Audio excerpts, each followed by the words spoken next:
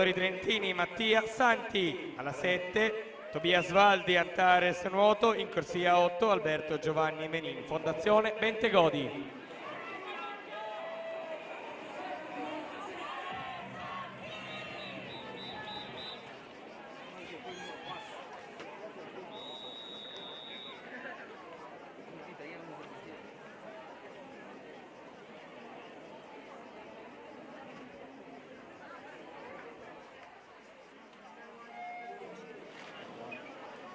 Partita in acqua alla prima serie, 100 metri lana assoluti maschi, il record del circuito nuoto Italia e dell'edizione 2018 del trofeo di Imola, Fabio Scozzoli 1:01:19.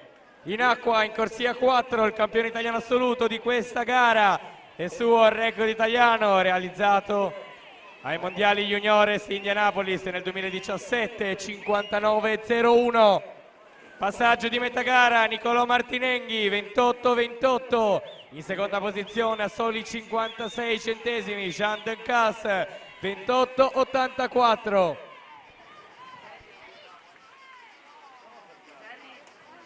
Ultime bracciate di questa finale, Jean Dencas in corsia 5, Nicolò Martinenghi in corsia 4. Si aggiudica questa prima serie, 100 metri lana assoluti maschi, in corsia 4 Nicolò Martinenghi 1:00:52. Se confermato si tratta di nuovo primato del circuito nuoto Italia 2019 e sono tempi e classifiche confermate. Nicolò Martinenghi 1:00:52, nuovo record del circuito nuoto Italia, con lui sul podio Jean Dencas 1:01:91, Mattias Lot 1:03:07. Ragazzi, subito in zona premiazione.